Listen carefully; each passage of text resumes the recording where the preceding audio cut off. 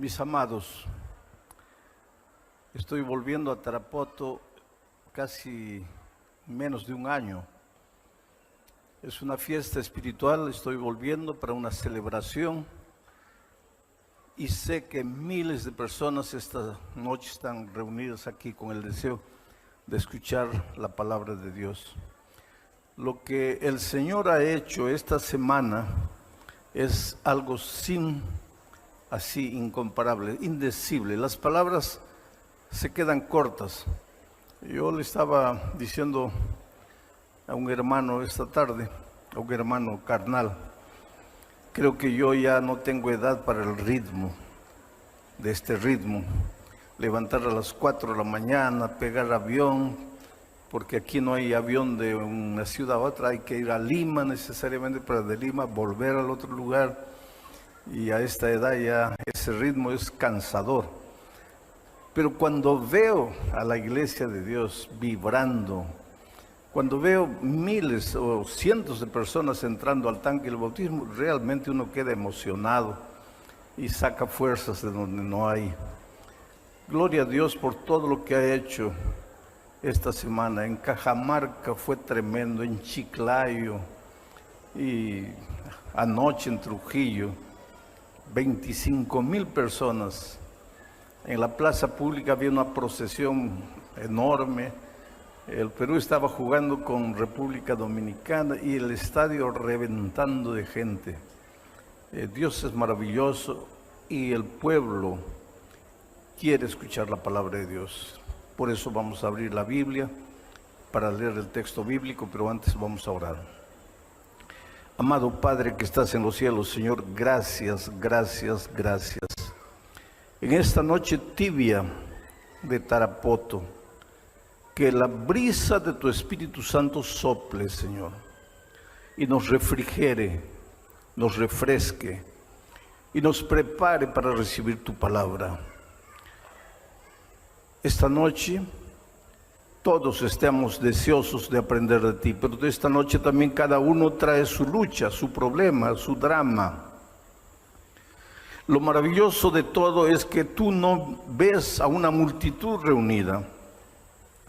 Tú ves individualmente a cada hijo, a cada hija, y te compadeces porque eres Padre de misericordia. Desde el cielo contemplas nuestro peregrinaje en esta tierra de miseria, de dolor, de violencia, de desempleo, de hambre, de explotación, de injusticia. Desde el cielo contemplan tus ángeles a este mundo que sufre dolores de parto. Estamos caminando el peregrinaje de esta tierra rumbo a nuestro hogar celestial. Pero mientras ese día no llega, a veces hay lágrimas, hay enfermedad, hay muerte, hay hogares divididos, hay niños que sufren. Por favor, Señor, extiende tu brazo poderoso en dirección de cada persona esta noche y responde su oración, su clamor. Y ábrenos los ojos ahora, los ojos espirituales, para comprender tu palabra en el nombre de Jesucristo. Amén. Muy bien, queridos, vamos a abrir la Biblia en el libro de Ruth. Voy a pedir que coloquen ahí, Ruth capítulo 1, versículos 15 y 16. Está en la tela, quiero que ustedes lean. Y últimamente siempre pido que coloquen el texto bíblico en la tela, porque los predicadores no venimos a predicar lo que queremos, o lo que la iglesia nos pide que prediquemos. Nuestra primera lealtad es para con Dios. Venimos a predicar lo que la palabra de Dios dice. Yo tenía un grande profesor de predicación que un día me dijo: Alejandro, nosotros los predicadores somos esclavos de la palabra de Dios. No tenemos libertad para predicar lo que queremos, tenemos que sujetarnos a lo que Dios dice. Y miren lo que Dios dice. Solo que antes de leer el texto, voy a pedir que saquen el texto de la pantalla, porque quiero contarles un poquito el contexto de la historia para que ustedes entiendan de lo que se va a tratar el texto. Había un hombre llamado Elimelec y su esposa se llamaba Noemí. Y hubo hambruna en la tierra donde ellos vivían. Y cuando hay hambre, la gente emigra a otro país, a otro lugar donde pueda vivir mejor. Hubo un tiempo en el pasado que muchos peruanos emigraron a Venezuela y emigraron a otros países. Hoy muchos venezolanos emigran al Perú y emigran a otros países. En Europa, muchos de los países en crisis, sus habitantes emigran a los países europeos. Yo estuve hace 2 años en Ucrania, llegué a Brasil y 2 días después empezó la guerra y mucha gente emigró, salió de Ucrania buscando un mejor lugar para vivir. Entonces podemos entender a Elimelec y a Noemí, su esposa, cuando salieron de su tierra, porque no es fácil salir de la tierra, dejar sus raíces. El otro día estábamos escuchando una música en la emisora y se llama Perú, una música que ustedes conocen, y cuando la selección juega ustedes cantan entusiasmados, y se llama Perú. Y la persona que estaba a mi lado me preguntó, cuando se escucha esta música, uno se siente peruano. Pero yo le dije, pero si tú estuvieras lejos del país y escuchas esta música, empiezas a llorar. Porque una cosa es escuchar tu música aquí y otra cosa es cuando estás distante del país. Una cosa es mirar la comida peruana aquí y otra cosa es añorar la comida peruana cuando estás en un país lejos de aquí. Nosotros, todos los seres humanos, somos amarrados a nuestra tierra, a nuestras costumbres, a nuestras tradiciones. Y para salir de la tierra e emigrar a una tierra extranjera solo por necesidad. Entonces, Elimelec y su esposa Noemí emigraron a una tierra extraña porque estaban pasando necesidad, estaban pasando hambre. Y emigraron con 2 pequeños muchachitos, 2 hijitos.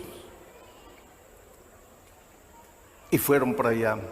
El tiempo pasó, los hijos crecieron y los hijos se casaron con 2 muchachas de aquel lugar. Una de ellas se llamaba Orfa y la otra se llamaba Ruth.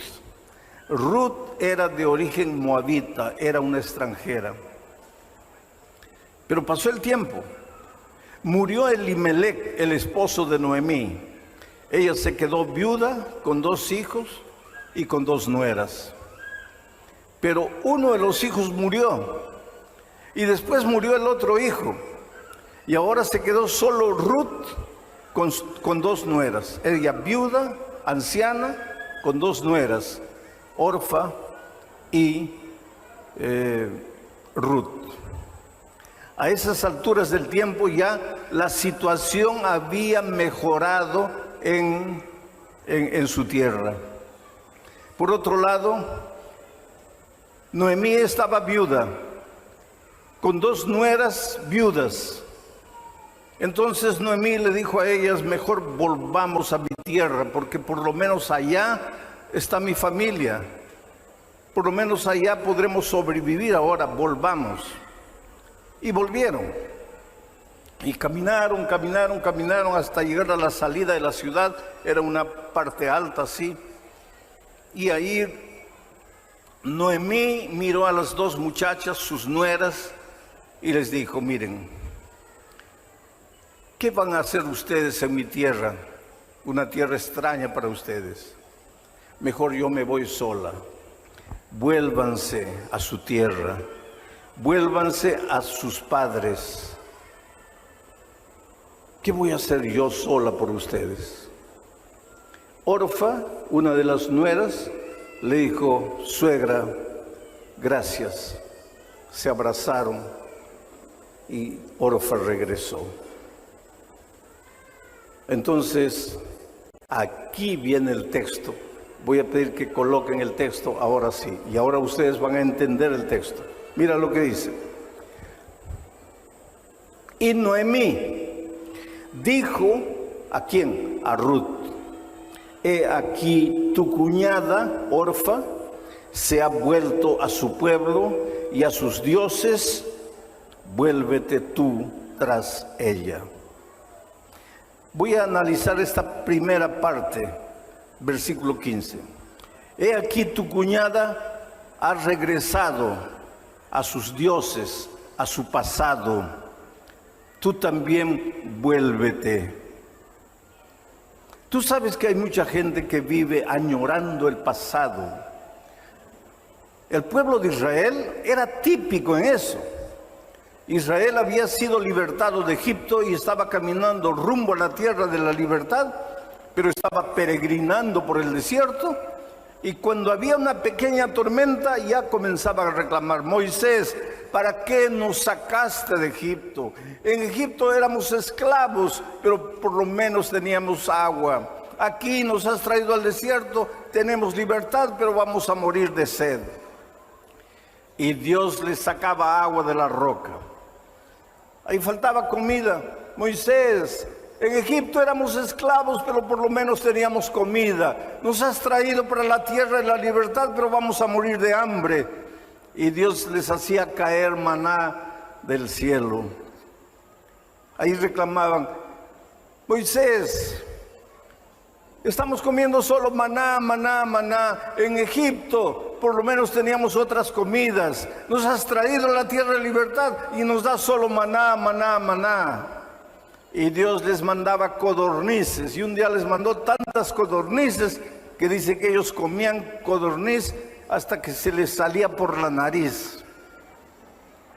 ¿Por qué que el pueblo de Dios?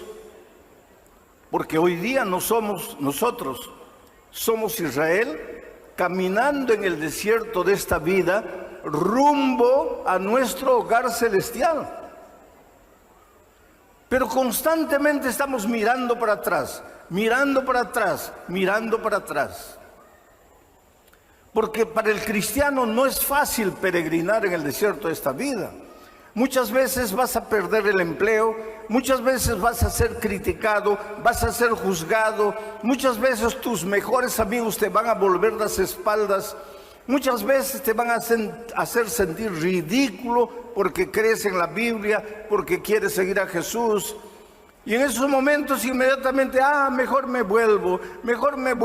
Y tal vez esta noche tengo la seguridad que más de uno aquí, o más de uno de los que me está oyendo en la radio, se ha vuelto para atrás, como Orfa, ha abandonado el camino, ha regresado a sus costumbres, está adorando a sus dioses.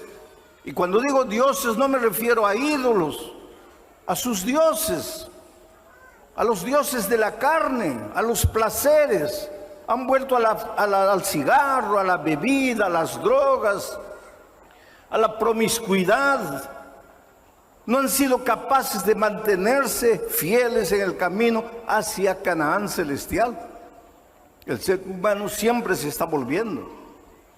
Entonces, aquí encontramos en este texto un retrato de lo que nos sucede a nosotros. Voy a volver al texto ahora, al versículo 15. Por favor, regresen. Dice así: y Noemí dijo a Ruth: he aquí tu cuñada Orfa se ha vuelto a su pueblo y a sus dioses. Vuélvete tú tras ella. Ahora el versículo 16 dice: respondió Ruth. Esa frase me impresiona. Y voy a pedir que saquen el texto por un momento. Y respondió Ruth. Tú sabes que tu vida diaria es una respuesta. Tú sabes que mientras vivamos en este mundo tenemos que responder. Porque hay muchas voces. En realidad hay dos voces. La voz de Dios que te llama, la voz de Dios que te invita, pero la voz del diablo disfrazado de muchas voces que también te llaman, te seducen, Te ofrecen el mundo, te ofrecen placeres, te ofrecen maravillas. La voz de Dios te ofrece una cruz. Toma tu cruz y sígueme. Entre tantos placeres que el mundo te puede ofrecer y la cruz, muchos prefieren obedecer la voz del enemigo. Pero tienes que tomar una decisión, tienes que responder. Y cuando Noemí le dijo a Ruth, tu cuñada ya ha regresado, vuelve tú también. Ruth respondió. ¿Y qué es lo que respondió? Volvamos al texto. Dice, Ruth respondió, no me ruegues que te deje y me aparte de ti. No me dejes, no me pidas, no me ruegues que te deje y me aparte de ti. Voy a parar ahí para comentar. La respuesta de Ruth fue, no me pidas que te deje y me aparte de ti. Ruth le estaba respondiendo a Noemí, no me pidas que te deje y me aparte de ti. Pero yo voy a tomar las palabras de Ruth y las voy a colocar en tu boca y en la mía, dirigiéndonos a Dios. ¿Quiere decir que Dios nos ruega que nos vayamos? ¿Nos pide que le dejemos? No. Dios nos da libertad. Dios podría habernos creado como robots programados para obedecer. Máquinas listas para obedecer, pero no. Dios nos creó seres libres. Oh querido, tú eres libre para escoger el camino que tú quieras. Yo escucho muchas veces últimamente predicar un evangelio extraño. Ya han escuchado decir que Dios es amor, Dios es misericordia, y como Dios es una fuente de amor inagotable, cuando Cristo venga nadie se va a perder, todos se van a salvar, porque Dios es amor. Dios sería incapaz de quitar la vida, de destruir a sus hijos, a quienes Él creó. Entonces no te preocupes, acepta la gracia de Cristo, que todos se van a salvar. Ese es un evangelio extraño. Eso no está en la palabra de Dios. San Juan 3:16 dice, porque de tal manera amó Dios al mundo, a todos, para que todo aquel que en Él cree no se pierda.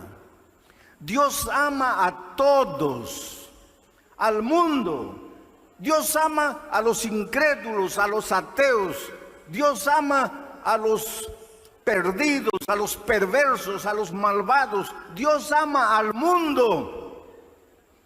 Pero solo se van a salvar los que crean en Él. No todos. Pero ¿cómo Dios, siendo un Dios de amor, va a permitir que alguien se pierda? No, Dios no permite. Dios te ha dado libertad.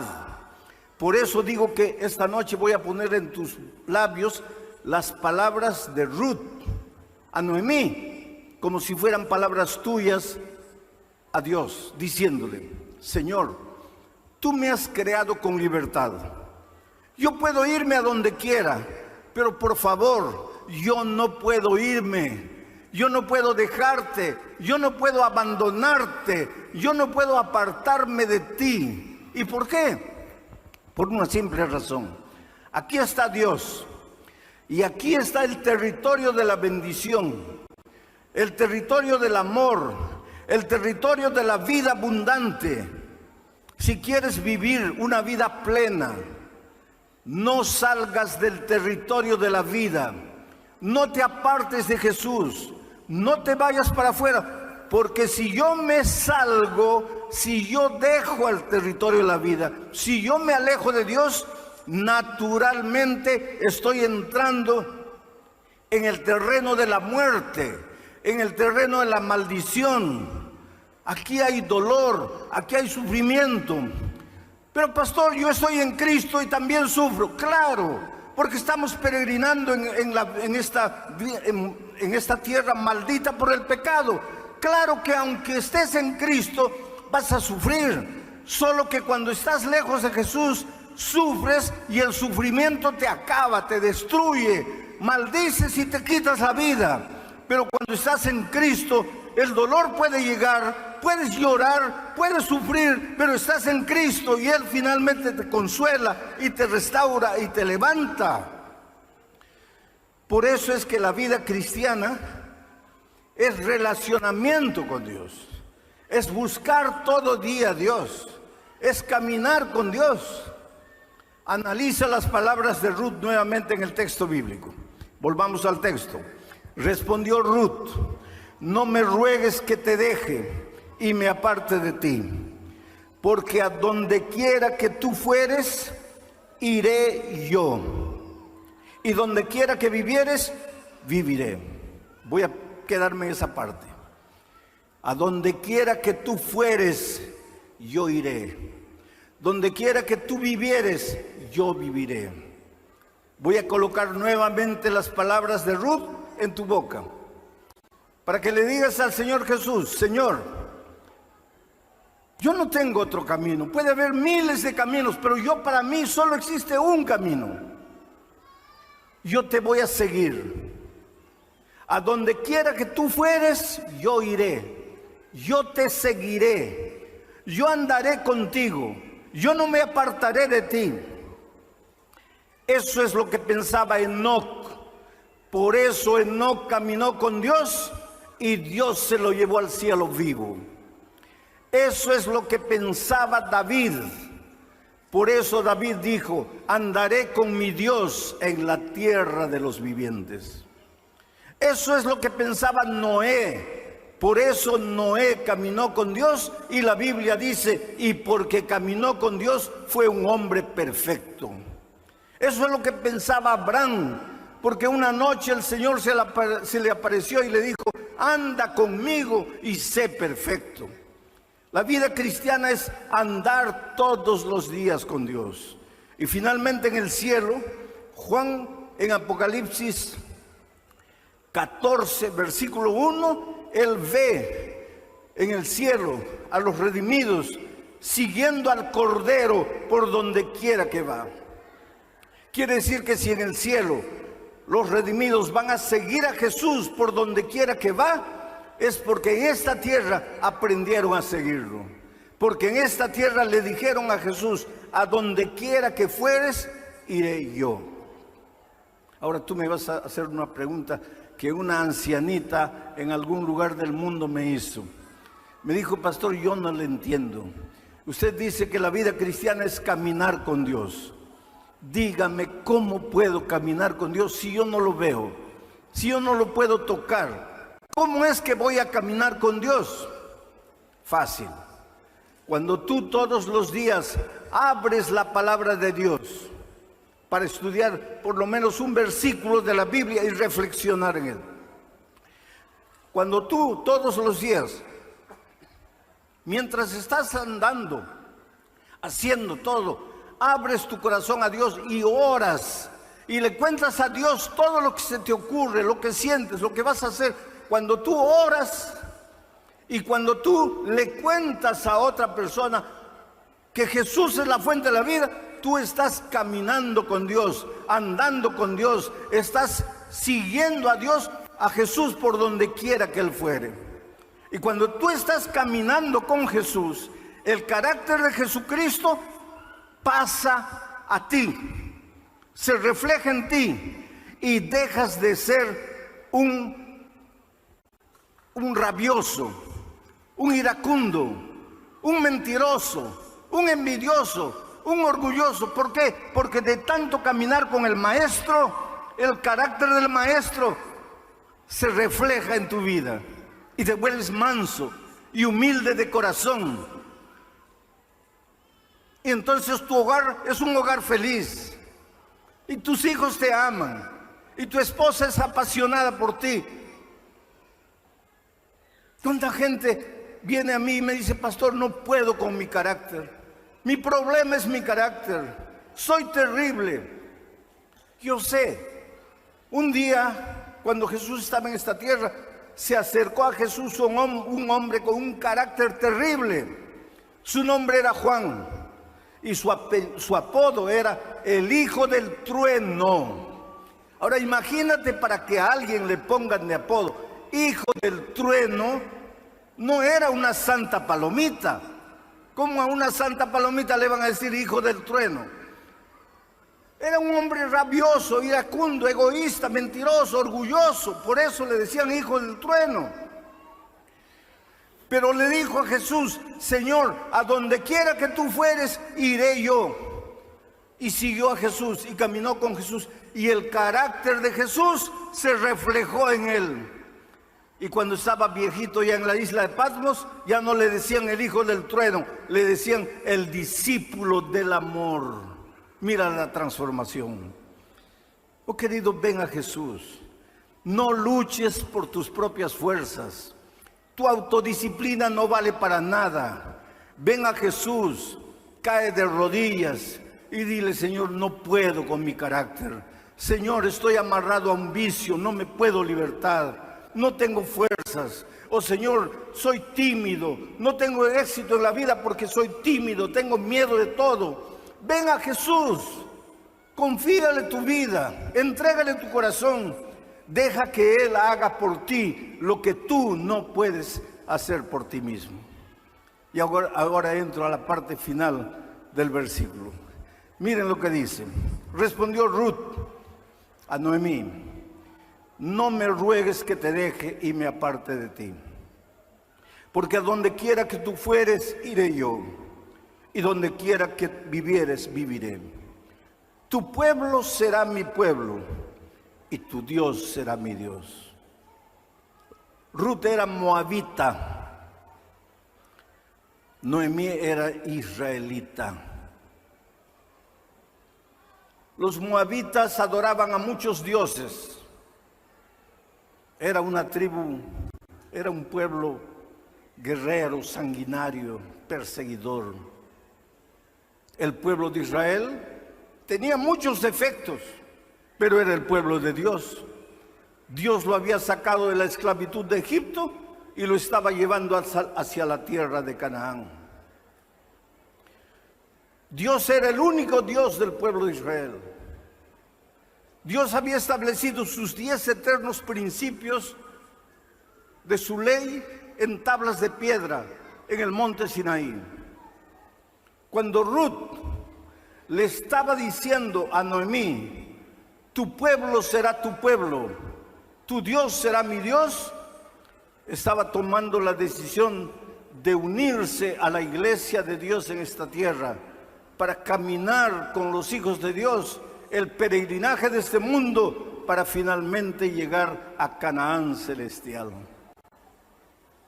Pero ahora viene otro texto que quiero leer para que ustedes entiendan bien lo que quiere decir tu pueblo será mi pueblo, y para que ustedes entiendan lo que significa la iglesia en la vida del cristiano. Por favor, querido, no pienses que porque te bautizas y perteneces a una iglesia ya estás salvo. Nunca pienses eso. La iglesia no tiene poder para salvar a nadie. Solo Cristo y su gracia maravillosa salvan. Pero por favor, no me digas que estás salvo en Cristo si no estás en su iglesia. Y ese principio lo establece Pablo en la epístola a los Efesios. Voy a pedir que coloquen el texto. Capítulo 2, versículos 15 y 16. Dice, hablando del Señor Jesucristo, Pablo dice que Él, aboliendo en su carne las enemistades, la ley de los mandamientos expresados en ordenanzas. No dice que Cristo abolió en su carne los 10 mandamientos de la ley de Dios. No dice. Dice, abolió en su carne los mandamientos expresados en ordenanzas. ¿Cuáles eran esos mandamientos expresados en ordenanzas? Todas las instrucciones relacionadas a los sacrificios de corderitos que simbolizaban a Jesús. ¿Y por qué Jesús abolió en su carne esos mandamientos de ordenanzas, de instrucciones, de sacrificios? Porque pues al venir Jesús y ser clavado en la cruz, ya no era necesario instrucciones con relación al sacrificio de corderitos, porque ya no teníamos que ofrecer sacrificio. Ahora Cristo, el Cordero de Dios, había sido sacrificado. Por eso Él abolió en su carne los mandamientos expresados en ordenanza. Sigo leyendo. ¿Y para qué todo eso? Para crear en sí, en Cristo, para crear en sí mismo de los dos un solo pueblo, un solo hombre, haciendo la paz. Sigue. Y mediante la cruz reconciliar con Dios a ambos en un solo cuerpo, matando en ella las enemistades. Quiere decir que cuando Ruth le dijo a Noemí, tu pueblo será mi pueblo, aunque Cristo no había muerto, ella se estaba proyectando al futuro, a la promesa de Dios, porque dice el texto bíblico que acabo de leer, que Jesucristo fue clavado en la cruz del Calvario para unir moabitas e israelitas, para que no hayan pueblos divididos, para que haya un solo pueblo espiritual, una sola iglesia. Pero esa iglesia es la iglesia de Dios en la medida que esa iglesia tenga a Cristo como el centro de su mensaje. Cristo la base, Cristo el principio, Cristo el medio y Cristo el fin. ¿Y por qué? Porque sin Cristo no somos nada, porque sin Jesús no podemos hacer nada. Pero con Cristo, oh querido, con Cristo la vida cambia. En Río de Janeiro, un millonario dueño de una red de tiendas de ropa fue secuestrado. Permaneció 2 meses secuestrado. Los secuestradores pedían $2 millones para devolverlo. La familia no podía reunir esa cantidad de dinero, inclusive porque los secuestradores querían $2 millones, pero en billetes de $20. ¿Dónde iban a encontrar eso? Entonces, como pasó un mes y la familia no podía juntar el dinero, ellos le cortaron una oreja y mandaron una oreja para los familiares. El secuestrado solo logró durante los 2 meses del encierro, por una rendija, logró ver el rostro de un hombre moreno con una cicatriz en la cara. Fue al único que reconoció. Y ese rostro se le quedó marcado. Durante 2 meses fue maltratado, fue humillado. No le daban permiso para ir al baño, sucio en sus ropas. Le daban pizza para comer en esa situación deplorable. Fue una situación terrible. Finalmente hicieron los arreglos, entregaron el dinero y él fue abandonado en una carretera solitaria. La policía vino, lo llevaron a un hospital, la familia lo abrazó, pero él nunca más volvió a ser el mismo. Taciturno, no sonreía, nunca quiso contar nada para la policía. Por más que le preguntaban, parecía un zombi, un hombre sin alma, sin alegría de vivir. Después de unos meses en casa, comenzó a salir a la calle. Ya no le interesaban los negocios, la cadena de tiendas de ropa, nada. Los hijos cuidaban de todo. Pero él salía y desaparecía, nadie sabía. Aparecía a las 11 de la noche, a las 10 de la noche, volvía a la casa. ¿Dónde había andado? Nadie sabía. La esposa pagó un detective particular para seguirlo, para ver qué hacía, para ver a dónde iba. La esposa pensaba que él tenía otra mujer, pero no era verdad. El detective un día trajo el reporte y dijo, es un misterio, porque su esposo sale y camina por la calle mirando a todas las personas. Entra a los bares, se sienta, pide agua y se queda mirando a las personas. Después sale, entra a un ómnibus, se sienta y observa a las personas. Entra al tren, después se baja Solo anda y observa a las personas, pero no hace nada. No habla con nadie. ¿Qué misterio era ese? Él, lo único que recordaba era el rostro moreno con la cara cortada del único secuestrador que él logró ver, porque todos los otros estaban encapuchados.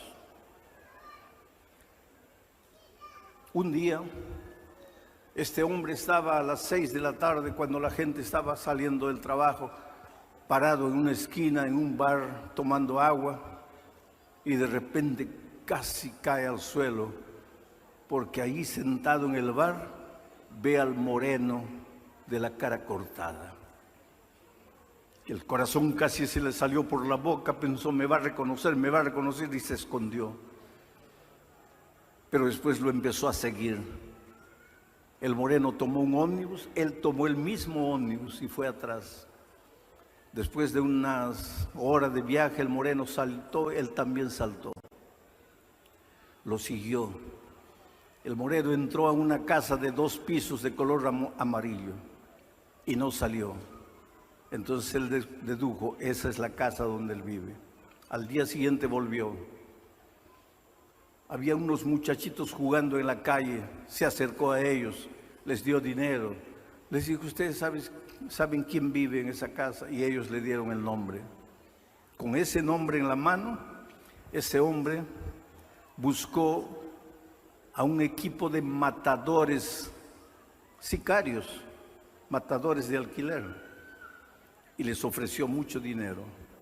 Les dijo, pero lo único que yo tengo es a este hombre, este es el nombre, vive en tal calle. Me avisen cuando los 5 están muertos, porque eran 5 los secuestradores. Pasó una semana, 2 semanas, 3 semanas. Una madrugada él estaba durmiendo cuando el teléfono suena y la voz del sicario del otro lado le dice, mira, toma el dinero, ya le habían dado 50%, pero toma el resto del dinero y ven corriendo, porque antes de desaparecerlos queremos que tú los veas. Y él salió disparado.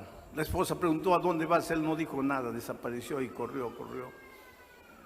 Y cuando llegó ahí estaban los 5 cuerpos.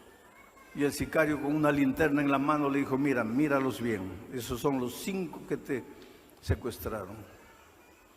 Ahí estaba el moreno de la cara cortada, ya muertos. Pero cuando él fue yendo, el 5.º, cuando vio al 5.º, dio un grito y le dijo el sicario, te has equivocado, este no, este es mi mejor amigo, este es el que ayudó a mi familia en las transacciones con los secuestradores, no, te has equivocado. Y el sicario le dijo, no, yo no me equivoqué, ese es el jefe de la cuadrilla, tu mejor amigo. A las 10 de la mañana la familia de él fue avisada. Él se había chocado contra un árbol y cuando despertó estaba loco, estaba enloquecido. Tuvieron que llevarlo a un manicomio y en ese manicomio permaneció 2 años. En las noches de luna salía desnudo a la orilla de la piscina y aullaba como un lobo, loco, completamente desequilibrado. Pero ese hospital tenía un capellán, un pastor. Y ese pastor se acercaba, tratando de hacerlo hablar. Él no hablaba nada, él nunca decía nada. Él solo se quedaba en un rincón y lloraba, y lloraba. Y en las noches aullaba y gritaba. Un hombre con la vida completamente destrozada. Y un día el pastor capellán pensó, este hombre carga una culpa terrible en la vida. Y le comenzó a leer una historia bíblica de perdón, de cómo Dios perdona, de cómo Dios transforma. Y a medida que el pastor le hablaba, él lloraba. Y finalmente, llorando, le dijo al pastor sus primeras palabras, pero a mí Dios no me puede perdonar, porque yo mandé matar 5 personas y una de ellas era mi mejor amigo. Y el capellán lo abrazó y le dijo, sí, para ti hay perdón. Mira lo que dice este texto. Todo pecado le será perdonado al ser humano. Todo. Asesinato, adulterio, miseria, violencia, injusticia. Todo. Por lo tanto, tú estás perdonado. El hombre se abrazó al pastor y lloró. Oraron. Y a partir de él, ese hombre empezó a estudiar la Biblia. Y a medida que estudiaba la Biblia iba quedando lúcido. Y cada vez que la familia iba a visitarlo, lo encontraba más lúcido y lúcido y lúcido. Hasta que un día el director de la clínica de recuperación le dijo a la familia, llévenselo, ya está sano, ya está bien. El hombre abrió la Biblia. Hoy le entregó la vida a Cristo.